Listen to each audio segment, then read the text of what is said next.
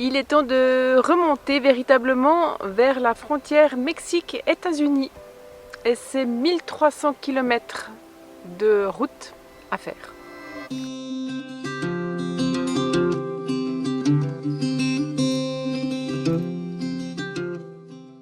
Nous avons quitté San Luis Potosí, direction Fresnillo, ou Fresnillo, à quelques 250 km. Nous traversons des montagnes, des collines et des immenses plaines avec un vent latéral. C'est magnifique, hein Carole? Oui, magnifique. Et puis on ferme les yeux parce qu'il y a la poussière qui nous vient dessus, mais pourtant on risque rien, tout est fermé, y compris la ventilation, afin d'éviter qu'il y ait plein de poussière à l'intérieur. Mais je suis pas sûr que ça dure longtemps, parce qu'il fait quand même chaud.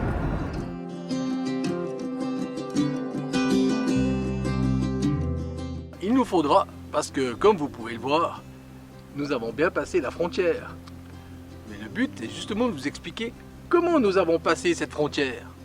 Donc il nous faudra un certain temps pour faire cette remontée qui va durer 4 jours.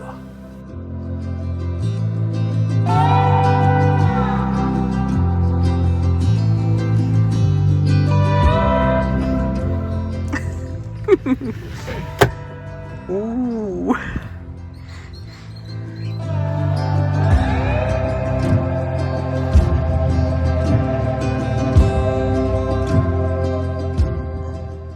Premier Pemex? Voilà, nous venons de passer notre première nuit dans un Pemex. Et ceci après près de 6 mois. Bon, on avait déjà fait d'autres stations-service, mais pas un Pemex. Et puis, pourquoi le linge sur la fenêtre? Eh bien, c'est pour assombrir légèrement lorsque l'on se trouve juste sous les lumières. Et puis, moi j'ai passé une nuit qui était pas si mauvaise que ça. Non, c'est vrai. Ça pourrait être pire, comme l'on dit. Bon, il y a de la circule, hein?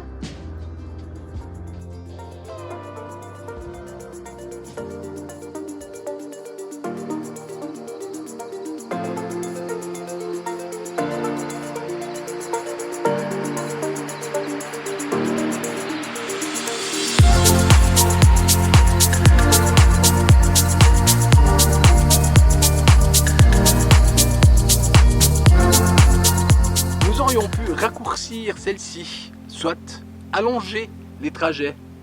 Mais étant donné que nous avions encore une semaine de délai pour passer la frontière, il ne servait à rien de se précipiter et de se fatiguer sur la route. Car les routes mexicaines, même si c'est des routes payantes, ça fatigue. C'est ça. Cela fait un petit moment que nous avons quitté notre premier Pemex. Enfin, quand je dis notre premier, c'est le premier Pemex où nous avons dormi. Et comme quoi on a l'habitude de montrer notre vie au quotidien, et ben on a oublié de filmer.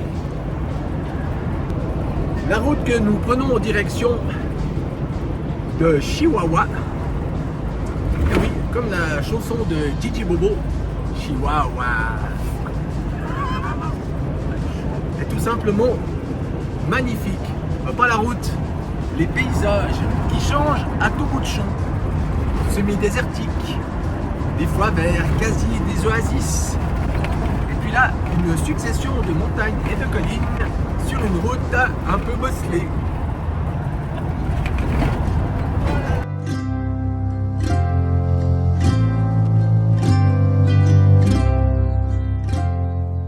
Troisième contrôle sur la route par la police. Une des fois, on n'a pas tout compris ce qu'il nous disait. Il a parlé de coke, De coca, de corona, je ne sais pas ce qu'il voulait. Peut-être qu'il avait soif. Comme d'habitude, j'ai fait le bobet, ça a bien marché. Alors il faut savoir qu'il y a souvent des contrôles sur la route et plus tu approches de la frontière, plus il y en aura. C'est simplement pour contrôler où tu vas, d'où tu viens, qu'est-ce que tu fais.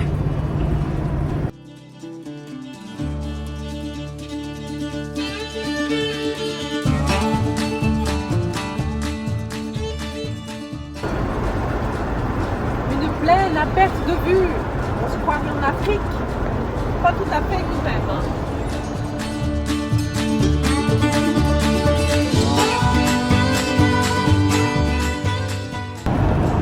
On vous avait prévenu que ce serait vachement intéressant cette semaine.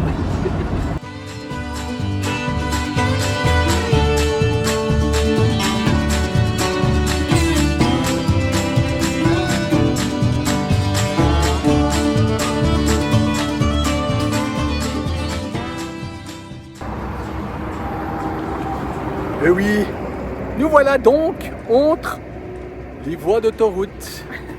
Ce n'est pas un arrêt Pemex, mais plus c'est un arrêt Cargogas. Ça a changé. En tout cas, c'est une autre station. Nous sommes parqués au milieu de l'autoroute. Et puis, depuis notre départ de San Luis Potosí, nous avons accompli en 2 jours un peu plus de 700 km. Aujourd'hui, la journée a été un peu plus longue. Le premier arrêt que nous avions prévu dans un Pemex n'a pas été concluant. Et puis lorsque nous sommes arrivés ici, eh ben, il y avait, comment dire, une craquée ou une pétée de militaires. J'ai pu questionner un chauffeur de camion. Ils m'ont dit qu'ils venaient de finir un exercice militaire et ils étaient plus de 400. Imaginez-vous, quand nous sommes arrivés, on s'est dit on se met où? Il y avait des véhicules partout. Il nous reste à peu près 600 km avant d'arriver à la frontière états-unienne. Ça se dit? Oui. Demain, nous ferons un autre arrêt Pemex, décidément. Mais comme on vous l'a dit, on n'a pas si mal dormi la dernière nuit. On verra pour celle-ci. Allez, bonne nuit. À demain matin.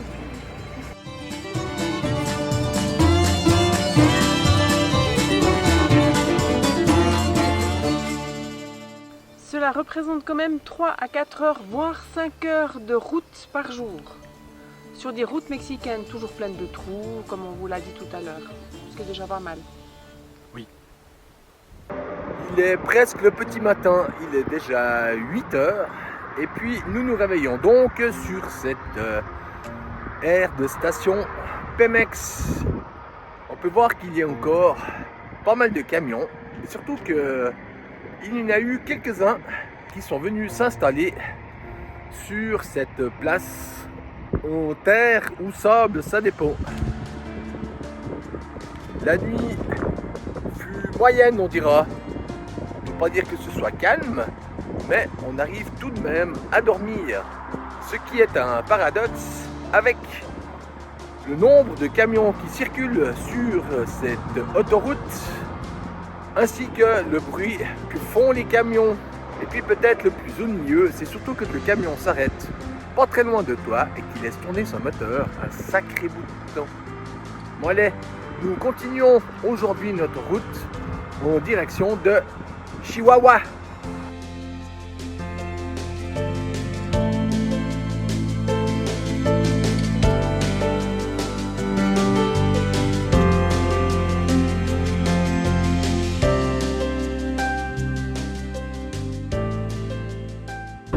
Nous sommes sur la Ruta del Desierto, ça se voit. Et puis d'ailleurs, depuis que nous sommes partis de San Luis Potosí, bien souvent les routes sont, comment dire, droites, des rectilignes sur des dizaines et des dizaines de kilomètres. Il vaut donc mieux être deux à conduire, et puis que le copilote ait la langue bien pendue. Ça permet de maintenir le pilote attentif. Bon, des fois, c'est vrai que ça peut fatiguer aussi.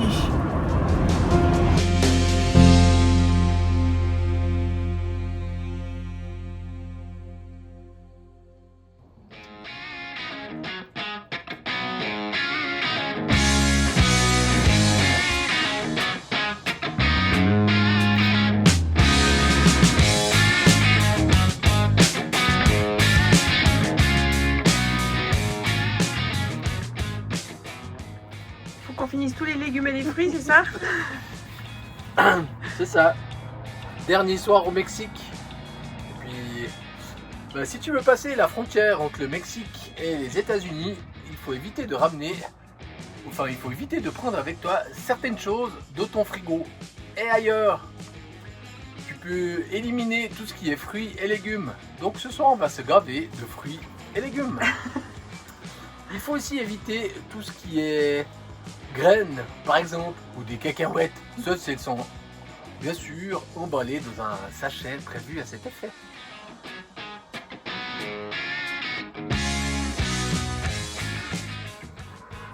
Ça ressemble plus à une salade de fruits qu'à une salade tout court.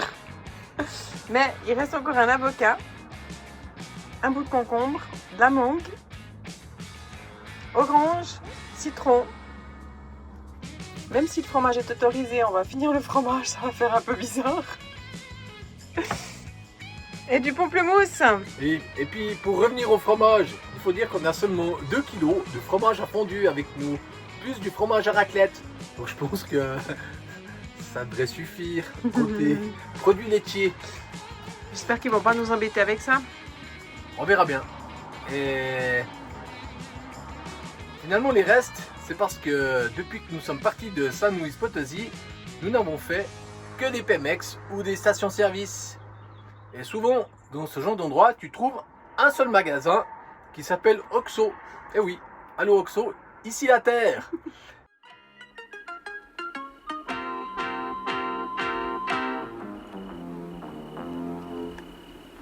Oxo, la terre. Oxo, la terre. La terre, Oxo.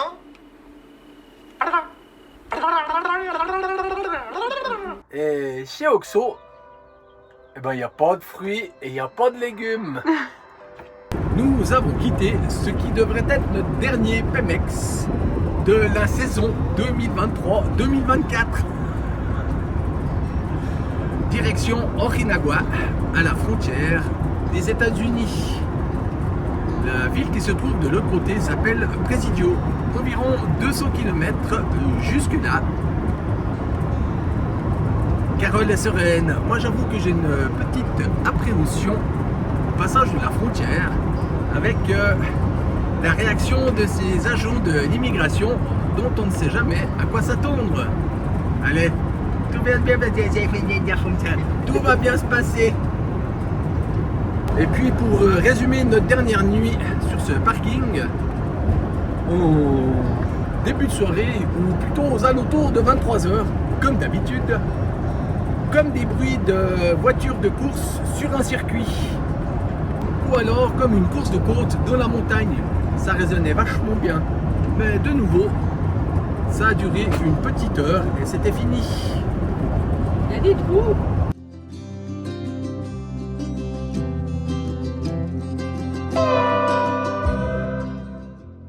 Nous sommes donc passés par la frontière de Ojinaga, Presidio, celle qui se trouve tout près de là où nous sommes. Oui. Ça, ce sera pour plus tard, voire la semaine prochaine, ou peut-être même celle d'après. On sait pas encore. Et puis pour passer cette frontière, nous sommes arrivés donc, pour débuter, à la douane mexicaine, où tu vas parquer ton véhicule afin d'aller tout de suite au bâtiment qui se trouve sur la gauche, afin de rendre nos visas au bureau d'immigration.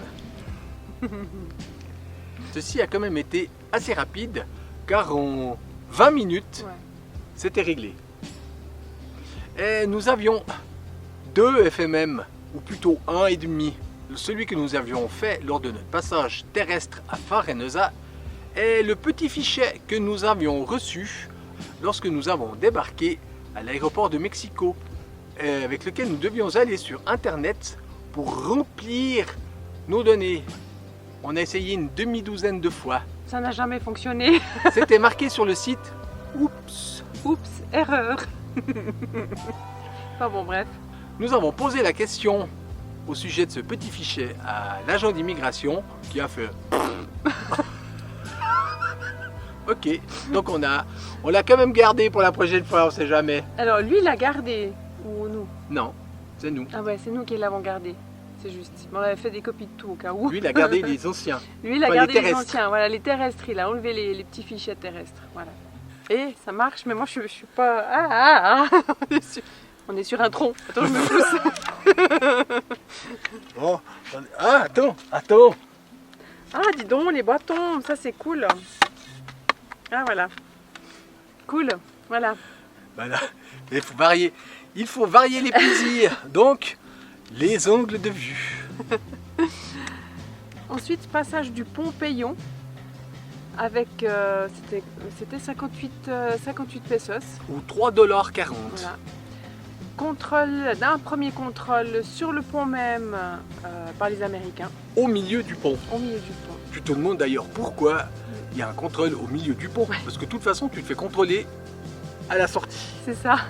Enfin, c'est comme ça. Arrivé à la cabine de l'agent d'immigration, on nous a posé les questions habituelles. Oui. D'où viens-tu? Tu sais pas quoi répondre. Tu dis de Suisse ou du Mexique? Ou du Mexique. Donc finalement, les deux. Les deux, ouais, c'était les deux.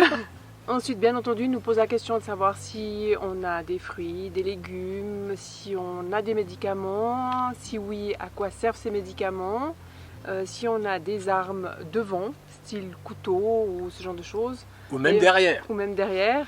Donc on a répondu oui, enfin, oui. C'est un camping-car, on a des couteaux in the kitchen. Oui. Donc voilà. Il a même répondu, ben, on est suisse, donc on a des couteaux suisses. Voilà. Je lui ai demandé s'il voulait que je lui le montre. Il m'a dit, ne bouge pas. Ok, je ne bougeais plus. Figé. Figé. Ensuite de ça, il te demande de lui donner les clés, ce que j'ai fait, parce que c'est moi qui conduisais pour passer la frontière. Il les pose devant sur l'essuie-glace. Il te demande de poser ton téléphone sur le tableau de bord, ce que bien sûr nous avons fait. Et ensuite, d'ouvrir le capot du moteur et de sortir, ce que nous avons fait. Et pendant ce temps, il avait une collègue à côté de lui, avec tout le long la main posée sur son arme. Inquiétant. On nous a prié de nous asseoir à 10 mètres du véhicule. L'officier d'immigration est rentré C'est parce qu'on est sur un tronc. sur un tronc.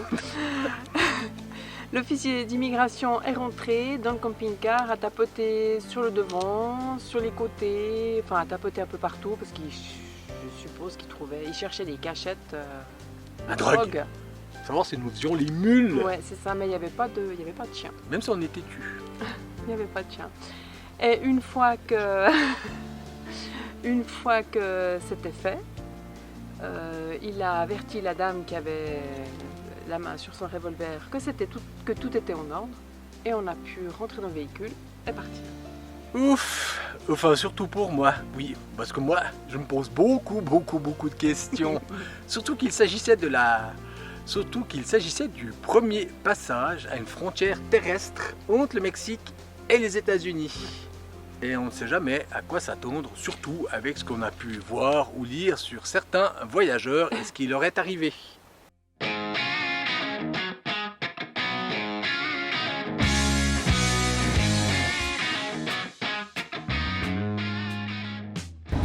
Yes!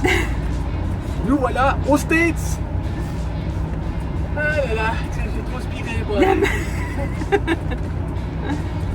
Non, voilà, ça s'est bien passé. On a quand même été fouillés, normal, hein. Non, Poser c'est pas normal. Poser des questions habituelles. Les questions étaient, est-ce qu'on a quelque chose à déclarer? Est-ce qu'on a de l'alcool? Plus de 10 000 $, des médicaments? Où est-ce que l'on va? Et des armes. Et des armes. Donc cette fois, j'ai dit presque juste. Parce que j'ai dit qu'on avait un bear spray et non pas une beer bomb comme la première fois. Et puis finalement, il nous a dit pepper spray. Ben oui, pepper spray. C'est noté pour la prochaine fois. Donc prochaine étape, faire les courses parce que le frigo est vide. Ah oui, parce qu'il nous a bien demandé si on avait des fruits et des vegetables. Voilà. Donc, allez, pas Walmart parce qu'il n'y en a pas, mais on va chercher un petit magasin.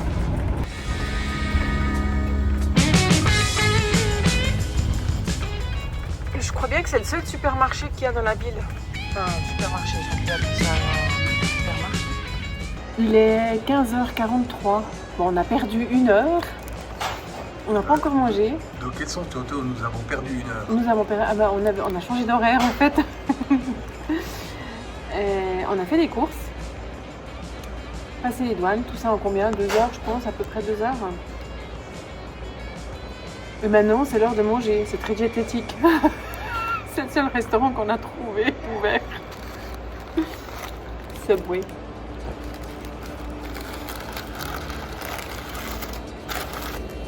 Surtout, il faut dire que nous avions envie de changer de nourriture.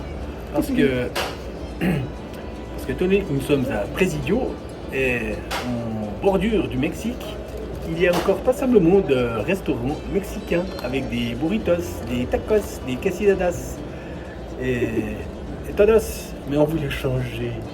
Donc on va se faire un merveilleux sandwich Subway. Ah mais bon appétit. Bon appétit.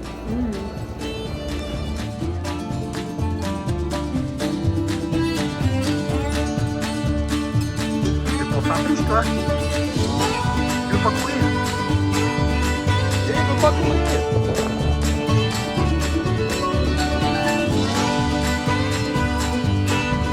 C'est où le coyote? Non. Il va mettre. Il va courir après.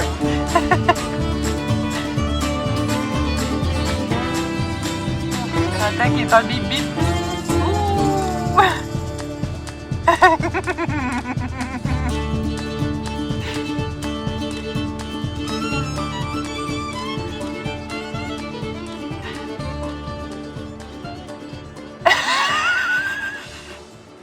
T'as eu peur? Hein? T'as eu peur? Il a un bec comme ça pointu là quand même. Ouais. Donc j'ai pas forcément envie qu'il me plante son bec dans mes mollets. Donc en fait ça fait ouh, ouh, ouh. Ah, c'est lui qui fait du bruit. Ok. Et il fait chaud. Ouais, alors ce qu'on entend, c'est pas la climatisation, hein, c'est les Ventilos. ventilos. Parce qu'il faut bien essayer de vivre sans clim. Parce qu'autrement Ouais. tu fais comment quand tu sors? Alors déjà que là, température 36 degrés. Mais lui, il s'est mis à l'ombre, hein. Ouais, bah moi aussi d'ailleurs. Pourquoi tu viens chercher à bouffer?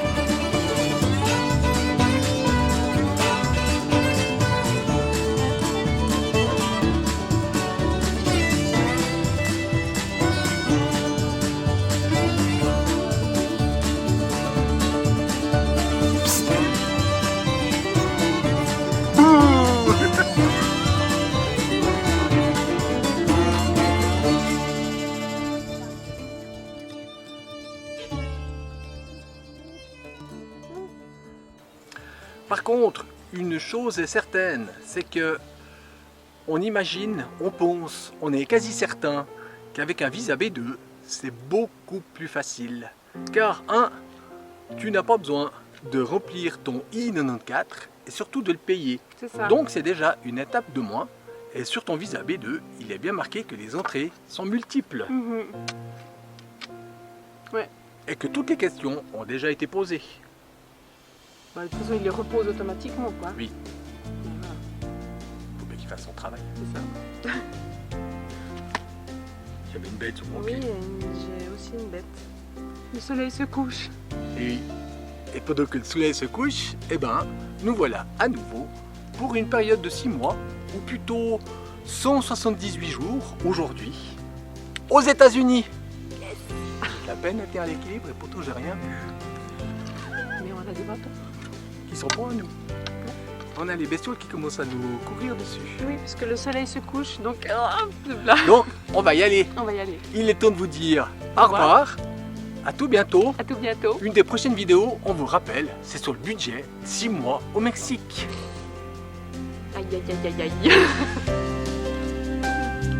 Ce contre-jour avec le soleil qui se couche. Allez, à ciao, bonsoir.